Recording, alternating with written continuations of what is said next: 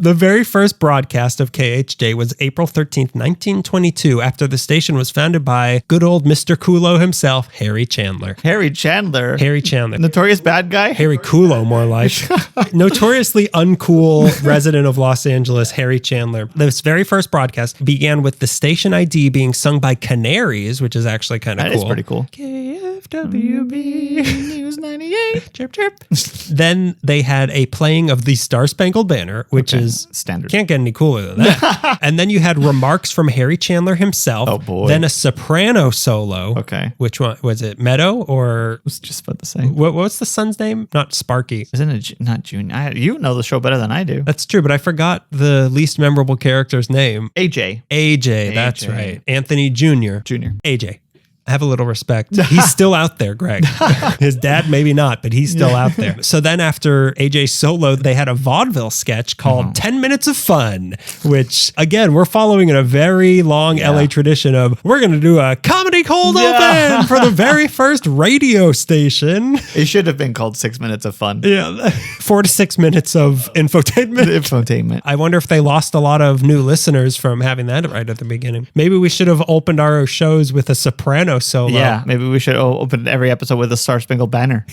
We'd certainly get a certain demographic, but our idea of a soprano solo is just telling our favorite scenes from The Sopranos. And seeing what Greg can remember from The Sopranos. There's a pool. They're at Satrial's, the pork store, aka the pork store. So then after 10 minutes of fun, another soprano solo. Okay. This time it was...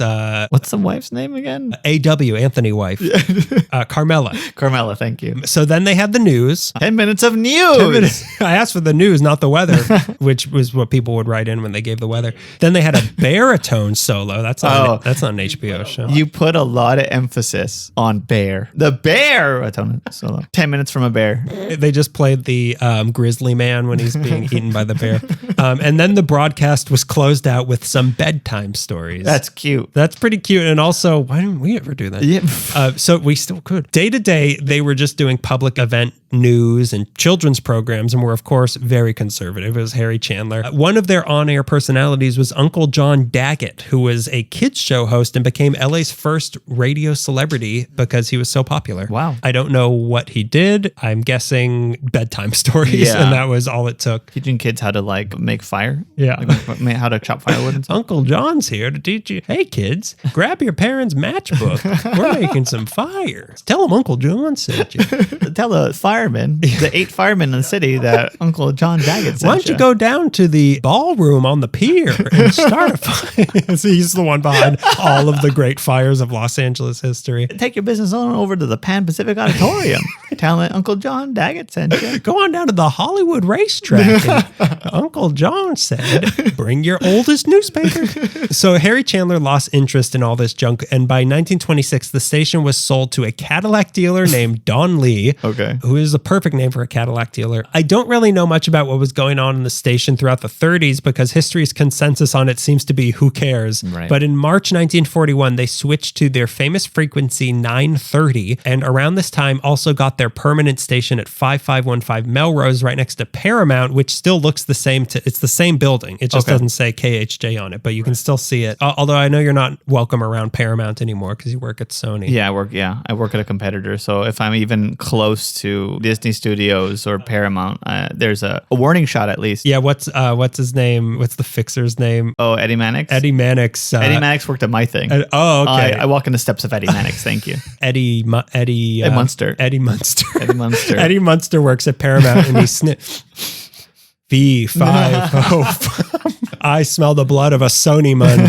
So by the time the 50s rolled along, they were acquired by RKO and got a new jingle sung by the Johnny Mann Singers and switched to a popular top 40 music format and also had a TV station, Channel 19, which in itself was very influential in perfecting the format of TV shows, which I didn't look into because we're talking about radio tonight. But just believe me. That's extra work. They were influential. But the mid-60s is when KHJ became what people who didn't fight in the Civil War are now fondly remember it as, and it began with a man called or named Bill Drake. Great name for a guy. In the early, perfect male name. Yeah. 2 words, 2 syllables. They sound aggressive. In the early 60s, he was working at another RKO-owned station in San Diego, but they wanted to put him to the test, so they sent him up to LA in the kind of flailing KHJ to see what he would do, because it was both RKO, he was property of RKO to be sent wherever they wanted him. His big idea for the place was to totally revamp the station's format, and in doing so, revamp the format of radio as a whole. His new rule became known as the Drake format. Okay. Isn't that just the meme where he's like looking away and then he's pointing happily? Yeah, that's sure. What suddenly I know memes more than you do? that meme of Drake the rapper where he's like looking away and then he's like happy about it? You got it. Yeah. Yeah, that's the one. Greg, here's my meme for this episode. KHJ pre-1941 and Drake's like looking away. And then KHJ post-1941 after very manly name Bill Drake takes over and he's pointing. This is going to take off, Greg. We should start a new podcast where we just describe memes that we have planned or whatever. And it's called What Do You Meme? Greg, this thing has legs. Okay. I made a pun, Greg. Greg, here's another one. So it's Drake looking away and it says a world where What Do You Meme doesn't exist. And then Drake's like that. He's happy. What Do You Meme exists. Pointing. You got it. Oh, you nailed it. I get memes. And I support Drake. And more so than anything, any alumni of Degrassi, I will always support. So to start, he cut it down from top 40 to top 30 popular hits they would only play. There would no longer be any dead air while they were broadcasting, which meant DJs who talked faster and also talked less. Auctioneers. Only shy auctioneers. Which it's funny to one consistent note we get is you talk fast. Yeah. And for this, well, the Drake format says well, if you follow the popular Drake format of radio broadcasting, actually, I have to talk this many miles per hour. Yeah. Look, we've got a quota. We've got to get this many words in per minute. He even went so far as to set time limits on the banter between songs. Wow. Which is something we once joked about having on live shows, like a chess timer thing. Of like, you're joking too much, people want to go home. Yeah. We mostly just wanted to hit a thing and have fun. We just wanted so badly to buy a chess timer. Then we just needed any excuse. Well, now that we have it, I guess we could play chess. I guess we could, I don't know, go to Washington Square Park and beat a bunch of men from Central America at chess. So commercials were not allowed to be longer than a certain length, and he lowered the number of commercials from 18 to 12 an hour. They were also to be placed more strategically so as not to give listeners a chance to tune out, and there were also no more excessively long jingles allowed. Okay. This is just a song. Our 4-minute jingle that we're about to play a Johnny Mathis song. Yeah, the jingle has a bridge. His name is OSCAR. All this meant less talk and less commercials and more music. He was boiling down music radio to its essence of just a little bit of people talking and just a lot of music. For on-air personalities, he brought in a trio of now legendary names in LA radio: Robert Morgan in the mornings, the real Don Steele in the afternoons, and Ron Jacobs in the evenings. Do you know the real Don Steele? No, I don't. I don't really know him, but I know the name the real Don Steele. Like, that's an iconic name in radio. I'm aware of that much. This new format launched May 3rd, 1965 with the new rebranded Boss Radio, KHJ. Boss in the 60s sense of cool, not the modern Boss Baby sense. Which is also cool. Which I think I'm not alone in feeling is also cool. Every time I reach for a cookie, I have to think, did I close this week? And if not, I put the cookie back in the cookie jar. I have to earn it. Who put the cookie in the cookie jar? LBJ. Couldn't be. Then who? He closed for sure. The casket on the JFK assassination. The CIA put the cookie in the cookie jar. The cookie being Robert F. Kennedy and John F. Kennedy. The cookie jar being the casket. Before the new Drake format started, and I can't wait for the new Drake format to come out, KHJ only had 2% of the LA listening audience. But by October of that year, they had 15% of it, making them the number one in their category, which included 48% of all the teen listeners in LA. So the new format was an instant hit. Like, this was, if you were a young, cool person, you were listening to KHJ in the 60s. It's Boss. It's also Boss. That's also the name of the club that took over for Ciro's before it became the Comedy Store, was It's Boss. It's true. So cool. But they did meet it in the Boss Baby sense. I really do like when, I guess the word is zeitgeist, but there's a a moment where it's agreed, unspoken rule that like, oh, if you're cool, you listen to this. Yeah, and I miss that sort of thing. Yeah, me too. We've never been on the inside of it. I know. I miss being on the outside of that sort of I miss thing. being a month late into that. This format also became the standard for most modern radio stations. Like, not a lot of talk. Stations are actively advertising like, we have less commercials and no hosts. The two things you hate about radio. I am a robot. We just put a record on, we walk away, and we come back 30 minutes later. We have robots as DJs, and yet we still play records. And every once in a while, a human has to come in to put a needle on a new one. He won't say a thing. We swear. We took out his vocal cords. They were competing with KFWB News 98 for a while, but in March, because KFWB used to be music, but in March 1968, KFWB Radio 98, they went full news radio. So if you wanted to get hit music in the late 60s and 70s in LA, you were listening to KHJ. That was not the only, but that was like the place to go. Even beyond that, there was a period where KHJ was the most popular station in the entire country. That's crazy. It was the cruising station in the 60s and 70s, and it was the cool station to listen to. You can hear it being played throughout Once Upon a Time in Hollywood. Like they found like old, you're listening to Boss Radio, and then Brad Pitt beats up Bruce Lee. Yep.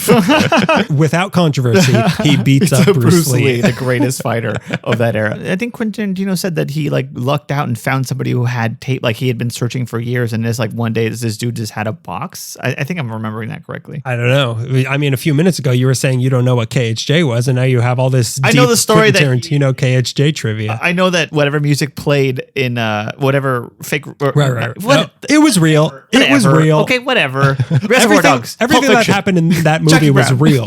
I'm just gonna name all his movies. Half of Dusk Till Dawn. So Wallach's Music City, not Madman Months, Wallach's Music City would print out their top 30 list every week so people would know what records to buy. If a band wanted to get heard, they would take their records down to KHJ station and beg them to play them. Cool. We've seen the movies before. We have. The Byrds did this, Sonny and Cher did this, and countless others who history will never remember did this. In 1966, Brian Wilson was a fan of KHJ and gave them a new song he had recorded, and KHJ became the first station to ever play Good Vibrations. He gave them the scoop. Yeah, I spent like $9 million making this one song, and I've perfectly crafted it, and it destroyed my family. Do you want to play it? Yeah, you want to play it on your scratchy AM radio station? You're playing it wrong.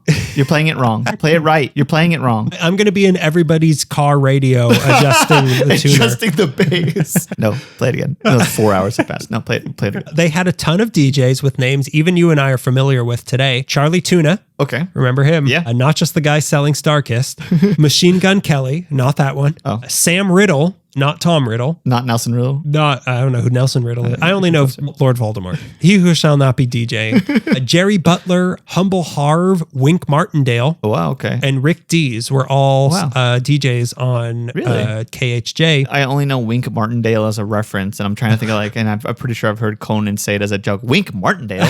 I know that he's, I think, still alive. Oh, yeah? I just know him as a radio person, but it's like Johnny Carson where people are like, oh, Johnny was the best. Like, how am I supposed to know? He's not on, well, I guess now he is on like Pluto TV. He wasn't for a very long time, but every time he said something about comedy, they'd be like, well, you don't know if you haven't watched Johnny Carson. You don't know radio if you've never heard Wink Martindale in the morning. They also still had that TV station, so they were also broadcasting TV dance shows like 9th Street West and Groovy. Oh, Groovy played on there? Pretend like I know some obscure reference. Really? Oh, Is Groovy was on there? Is Groovy still on the air? That'd be pretty groovy if it was. Why don't they have dance shows anymore? There might be some on stations I'm not aware of. Yeah, I don't TV listen. stations I'm not aware of. Yeah, there might be. That'd be fun. I guess TikTok is just one big dance station. Not even intercontinental. Yeah, it is intercontinental. It's the Intercontinental House of TikTok. They did concerts all over town in the mid-70s with their KHJ Coca-Cola concert caravan. Pretty cool. They had them at the Del Amo Mall, Laurel Plaza, which is now NoHo West in North Hollywood, and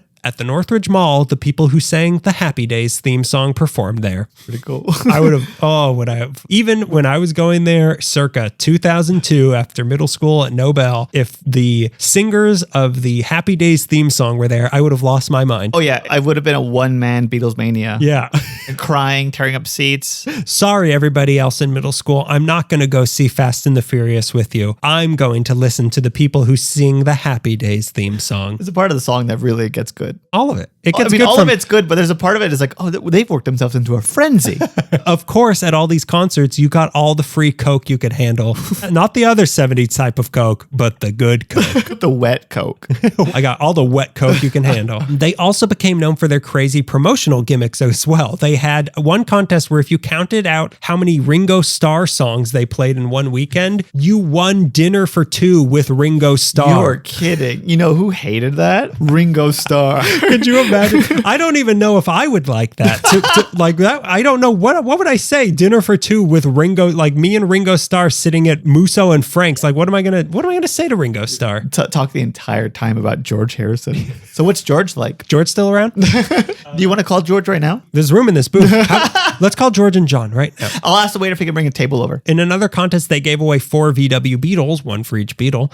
There was one contest that ended with Mama Cass delivering puppies to people in the valley. That's pretty cute. And they went out of their way in that anecdote to say that she was eating cheeseburgers the entire time, which feels untrue and also rude. Yeah. More rude than untrue. Not saying that it was true. I'm just saying it's super rude. I'm not debating the likelihood of it, but it is ultra rude. Even if she had one, not a problem. Even if she ate the whole time, it's also not a problem. That's her business. But that's rude. In February 1969, they did a legendary 48-hour broadcast on the history of rock and roll. Wow. 48 hours of it. They had another one where Don Steele would drive around a neighborhood in a red car and they would broadcast out clues to his whereabouts. And if you found him and did something that they said to do to him on the radio, you'd get a cash prize. And I don't know what that meant. I don't know if it was like, tell him, good day, mate, and you get $100, or like, punch him in the kidneys and you'll give him the old Houdini special. You got time to tense up for this?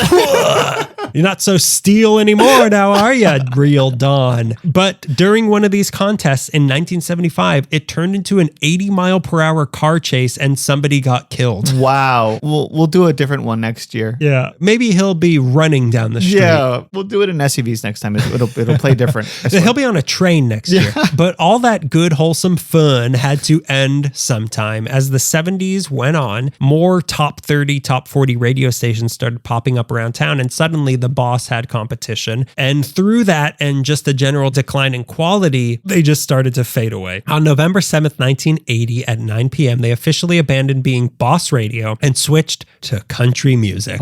The land where boss is a bad thing because he's making you clock into the coal mine. However, in April 1983, they switched back to their Glory Days format, but focused on the music still of the 60s and 70s, which by 1983 was basically classic rock, so it was like an oldie station. Yeah. Then on January 31st, 1986, they changed their call letters to match those of their FM sister station, which was beginning to get more popular, and were now called KRTH. Yes, that one. K-Earth. Wow, really? They were the AM sister station of K-Earth. They focused solely on 50s music, but by the late 80s, they ceased operations as a radio station of their own and became the AM simulcast of the FM K-Earth 101. Okay. So it was on AM and FM. Their TV station on December 2nd, 1989 became what is now KCAL 9. Okay. In the 90s, as FM was the thing and KRTH didn't need an AM version of itself anymore, the AM station became the Spanish-speaking KHJ Radio Noticias and then La Ranchera, but there was a minor controversy when they had to do their station identifications in English because they couldn't say caca. They couldn't say caca HJ, caca HJ ja. Why not? Say it. Radio caca. I want a sticker so bad. This is Radio Caca. All we need is Radio caca. Ooh, this Radio Caca is hot. Did you hear the hot new caca? So then in 2014, they were sold to Immaculate Heart Radio, which is not what iHeartRadio now stands for. I checked. I was like, is iHeartRadio just a religious station? And they now do Catholic stuff, whatever that is. So Gregorian chants. Exorcisms. Yeah, Gregorian chants. Live broadcast of exorcisms. So farewell, KHJ. You may have been the boss, but nobody's the boss of Jesus.